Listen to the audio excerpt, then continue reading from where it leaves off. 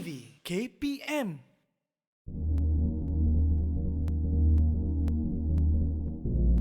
Bismillahirrahmanirrahim. Assalamualaikum warahmatullahi wabarakatuh.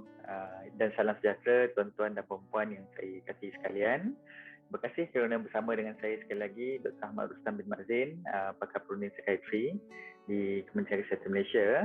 Hari ini sekali lagi saya akan berkongsi dengan tuan-tuan dan puan satu lagi topik yang menarik berkaitan dengan masalah kesihatan mental anak-anak kita dan remaja kita, mungkin murid-murid kita juga ataupun sesiapa sahaja yang kita kenal di luar sana, di mana walaupun saya bercakap berkaitan dengan masalah kesihatan mental kanak-kanak, tetapi majoriti apa yang saya kongsikan dengan tuan-tuan dan puan sebenarnya ada juga kaitan dengan orang dewasa.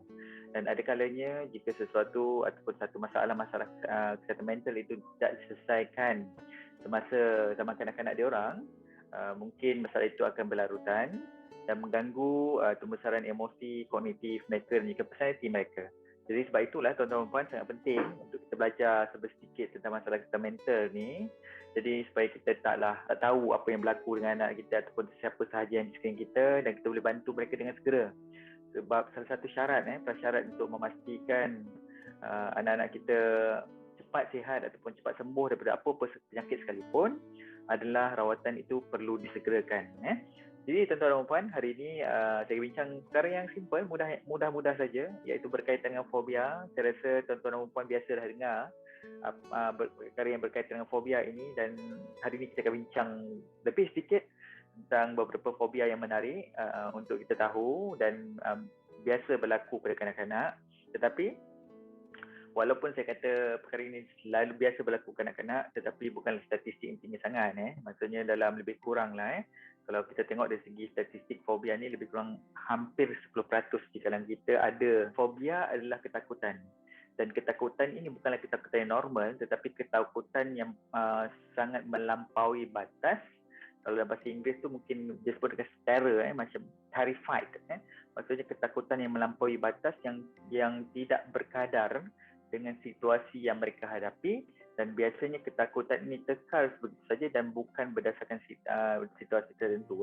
Jadi ketakutan itu boleh berterusan walaupun tidak ada apa-apa benda yang boleh kita panggil sebagai menjadi trigger dia ataupun menjadi punca kepada ketakutan itu. Ada yang ketakutan itu berkaitan dengan orang atau jenis orang. Ketakutan yang berkaitan dengan haiwan, biasalah kan kita dengar ketakutan berkaitan dengan serangga, ataupun ketakutan tentang sesuatu objek. Contohnya ada orang ketakutan dia adalah objeknya ialah mungkin pisau, ataupun objeknya mungkin juga tempat ataupun jenis tempat dalam lift, tempat tinggi dan sebagainya, dekat tempat awam, dekat dalam dewan besar dan sebagainya, ataupun situasi-situasi tertentu. Fobia akan menghasilkan ketakutan yang sangat intens, sangat tinggi, yang boleh mengganggu rutin harian seseorang individu tersebut. Dan konteks pada hari ini adalah rutin harian ataupun aktiviti harian kanak-kanak tersebut. Dan mereka punya ketakutan ini adalah melangkaui ketakutan yang biasa yang dihadapi oleh anak-anak. Sebab kita tahu anak-anak kita takut macam-macam. Contoh takut dengan orang yang tak dikenali. Yang sudah tentu of course kita seronok lah kan kalau anak kita tak takut dengan orang yang tak dikenali, itu yang kita risaukan. Ataupun ketakutan kepada kegelapan, nak pergi ke dapur, nak pergi ke dalam bilik tempat gelap, sebenarnya takut. Ataupun ketakutan kepada serangga-serangga tertentu, itu adalah normal. Tapi dalam konteks fobia ni tuan-tuan dan puan, ketakutan itu adalah melampau batas. Ada juga kanak-kanak yang takut jadi sakit, ataupun takut risau pasal mak ayah dia sakit, ataupun adik-beradik dia sakit, ataupun kucing dia, haiwan yang dia bela dia sakit dan sebagainya. Ketakutan tempat tinggi dan ketakutan jumpa doktor of course. Dan ini memang biasa berlaku sebab kita ni pun kadang-kadang nakal juga kan sebagai bapa kan. Setiap kali nak jumpa doktor tu jangan cakap elok-elok, buat elok-elok, buat perangai elok-elok, jangan bising sebagainya, nanti tu cucuk kan.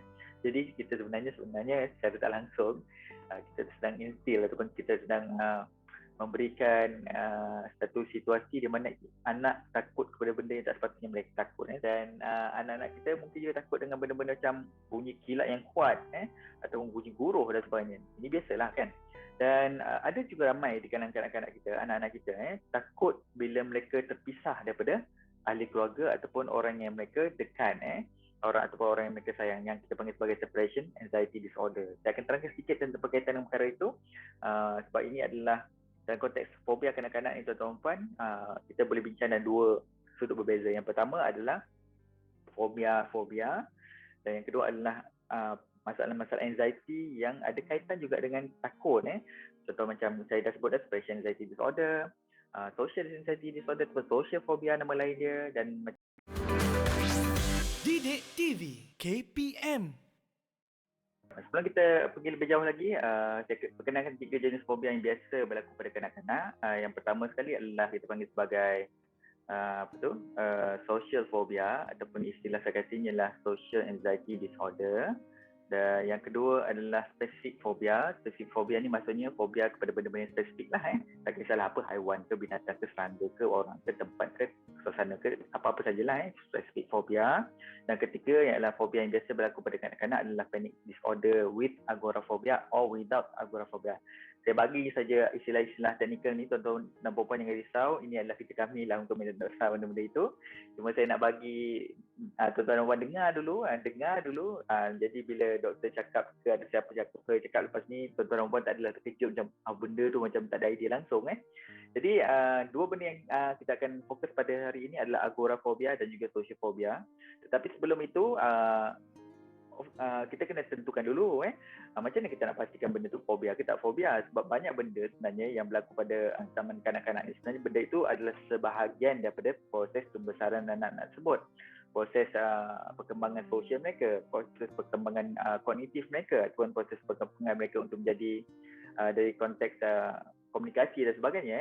Jadi umumnya tuan-tuan sudah tentu kebanyakan kanak-kanak kecil ataupun bertatih dan juga kanak-kanak prasekolah menunjukkan kerisauan ataupun takut apabila berada di kalangan orang-orang yang mereka tak kenali ataupun situasi ataupun suasana yang mereka tidak pernah ada. Contohnya tiba-tiba datang ke klinik, anak-anak kena pergi sekolah dan sebagainya. Of course dan tentu mereka tidak menunjukkan tingkah laku begitu dan kemudian mereka mungkin menjadi a bit, orang putih kata clingy, maksudnya duk tariklah kain baju mak ayah tu, pegang, duduk ke celakang ke, peluk kaki mak ayah ke dan sebagainya. Dan kemudian bila mereka dipisahkan daripada ibu bapa mereka, mereka jadi stres, nangis, menjerit dan sebagainya. Tapi bila dapat masuk kelas tu, okey je kan. Dan ini adalah biasa. Dan biasanya suasana ini berlaku bila kita pisahkan mereka daripada ibu bapa mereka, dan kita panggil sebagai separation anxiety. Separation anxiety ni tuan-tuan normal saja. Yang pentingnya janganlah sampai melampau. Jadi nanti saya akan beritahu apa benda yang melampau.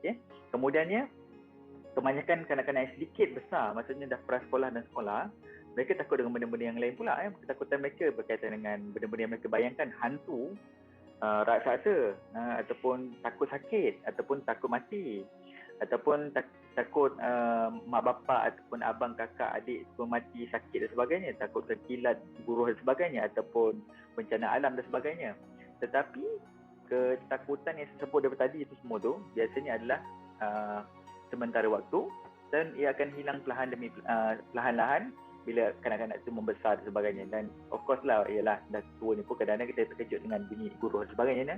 Tetapi tak adalah sampai macam kita menyuruh bawah meja atau sebagainya, kita terkejut dan kita okey. Itu suasana je. Tetapi jika sekiranya tuan-tuan, ketakutan yang melampau yang anak kita tunjukkan itu sehingga lebih daripada 6 bulan.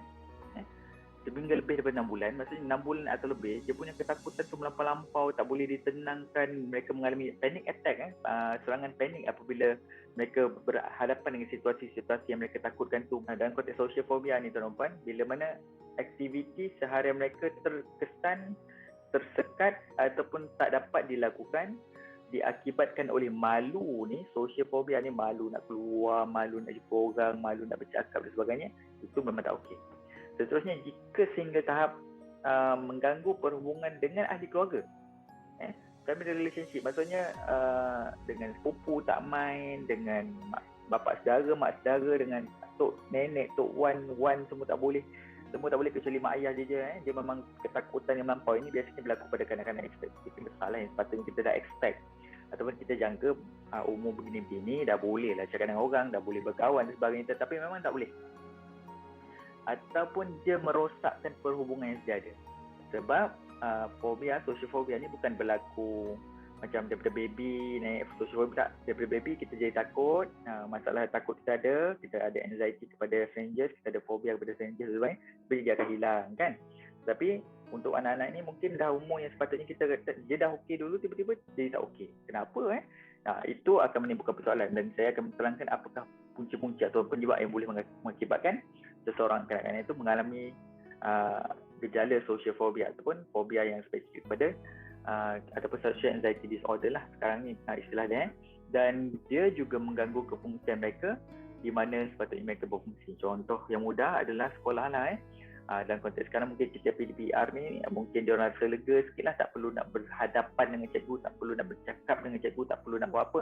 Tetapi kalau anak-anak kita memang jenis macam buat PDPR tapi tak nak nampak gambar dia akan diam je, dia akan tutup video, dia akan dengar je, ataupun dia dengar dari jauh, ataupun dia suruh kita pula dengar sebagainya.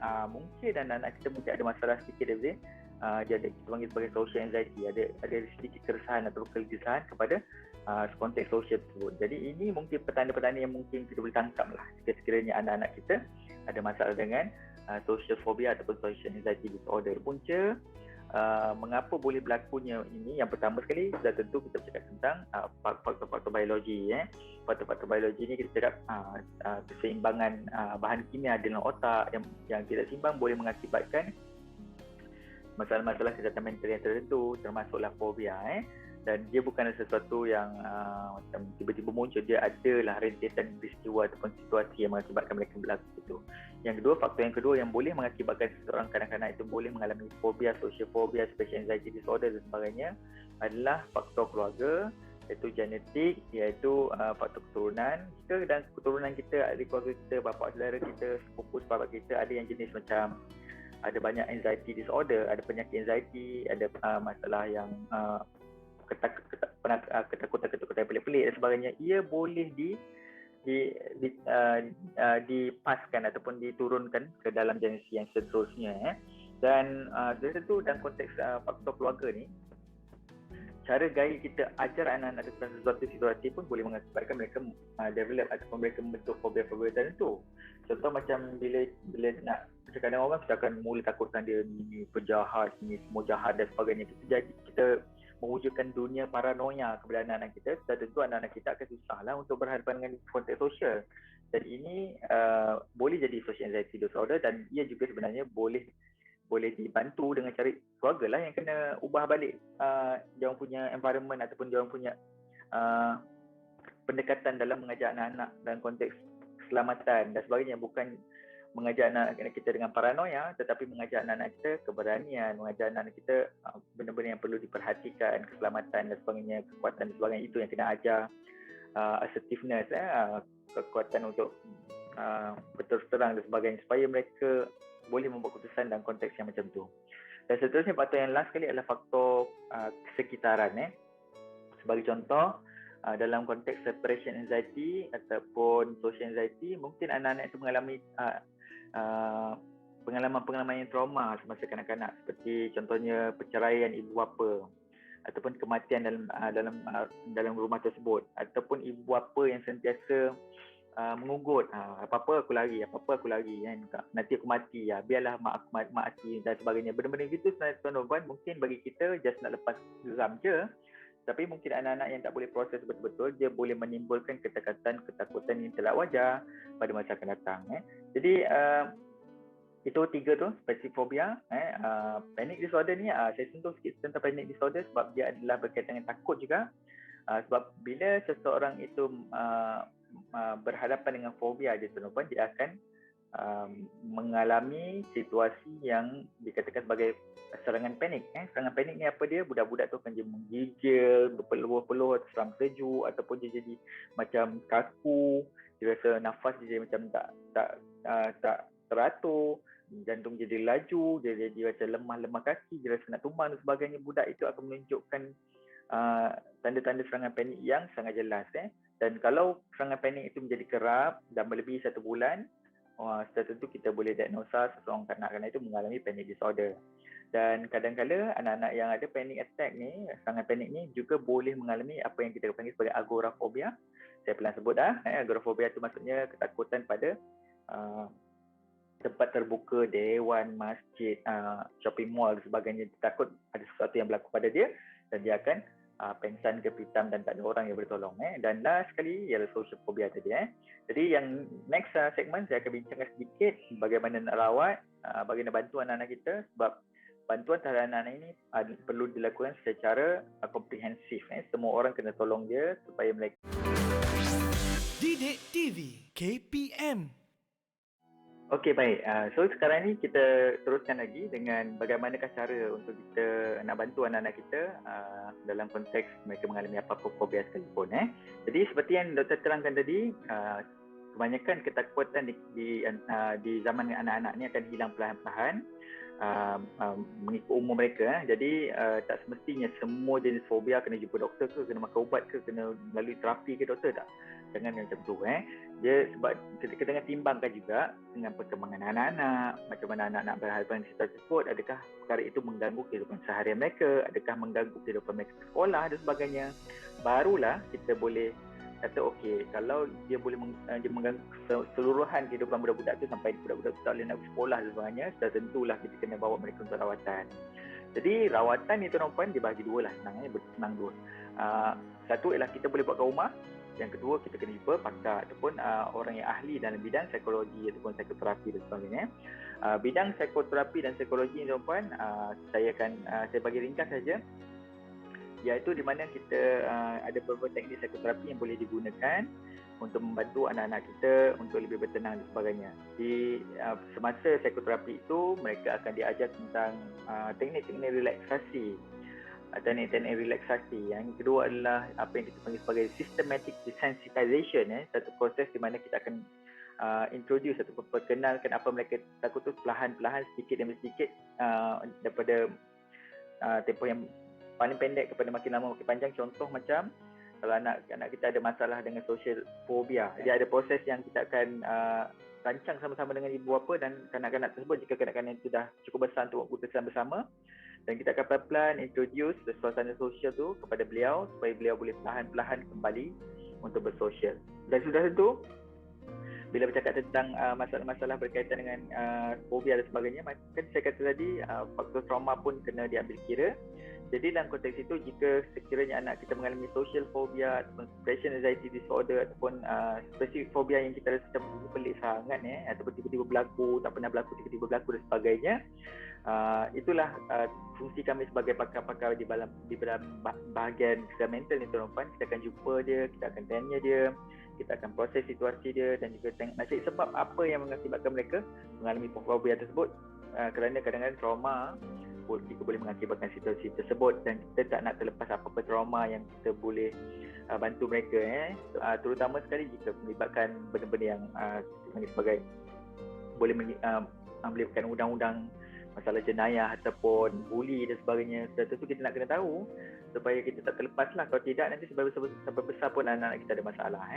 Jadi rawatan boleh jadi terapi saja, psikoterapi, pasalnya talk terapi lah, cakap, tetapi dia ada teknik tertentu, bukan main cakap macam tu je. Dan juga ubatan jika perlu. Sudah tentu di kalangan kanak-kanak kita tak adalah macam semua orang nak kita nak bagi ubat. Kalau terpaksa sangat, dah teruk sangat, mungkin kita perlukan ubatan, sebab ada kalanya fobia-fobia tertentu ni datang dengan penyakit-penyakit mental yang lain yang serius. Jadi kita kena buat macam investigasi ataupun pemeriksaan yang menyeluruh. Kita nak pastikan anak itu ada masalah apa dan sebagainya, dan kita akan rawat dengan sewajarnya. Jadi ada kalanya memang budak-budak tu perlu makan ubat, dan jika dalam situasi itu kita akan bincang balik lah dengan ibu bapa dan sebagainya, makan ubat apa, jenis apa, berapa lama, kesan samping dia apa, dan sebagainya, apa pilihan lain yang ada dan sebagainya. Sebab anak-anak kita tak semua yang ready, yang bersedia segi psikologi untuk melalui psikoterapi. So, psikoterapi bukan mudah tuan-tuan, dia kena ada juga kita panggil sebagai mereka ada keupayaan lah untuk belajar tu. Jadi dia bukan cincai semua orang boleh. Jadi yang kita tekankan pada hari ini adalah lebih kepada bagaimana kita boleh buat kat rumah. Yang pertama sekali kan Dr. cakap tadi tentang systematic desensitization. Sebenarnya kita sendiri boleh buat strategi itu di rumah, kita boleh buat plan kita di rumah. Contoh macam saya kata tadi, isu anak kita adalah social phobia. Social phobia ataupun separation anxiety disorder. Maksudnya takut kita tinggalkan dia, takut bila kita terasing daripada dia dan sebagainya. Ya, macam ni kita nak buat. Okay, yang pertama, kita boleh preempt. Maksudnya kita akan beritahu, okay, contoh besok ada orang akan datang. Orang ini adalah makcik awak dan sebagainya. Okey, ini gambar dia. Ini adalah adik ayah. Ini adalah adik emak. Dan makcik ni nak melawat mak ayah. Kalau how do you feel? Kita tanya dia, macam mana? Kan, sebab social phobia ni tuan-tuan bukan benda yang macam dia takutlah. Bukan macam tu tuan-tuan. Kita kena, budak-budak ni dah bermasalah dah. Kita tahu bahawa semua situasi dalam konteks sosial dah terganggu dah. Takkanlah kita macam main paksa-paksa dia tak jalan. Kita kena pelan-pelan introduce balik, kembali kepada mereka. Kalau kita dah pastilah tak ada masalah-masalah lain yang mengakibatkan mereka mengalami social phobia tersebut. Jadi kita akan preempt mereka satu. Yang kedua adalah kita dedahkan mereka dengan situasi sosial tu perlahan-perlahan. Jangan macam paksa. Sebab paksaan akan mengakibatkan mereka rebound. Maksudnya makan lagi teruk. Dia akan withdraw. Lagi susah untuk kita bantu dia orang. Jadi kalau contoh kita nak bawa mereka ke mana-mana, kita janji okey, setengah jam atau 15 minit saja. Ataupun 10 minit saja.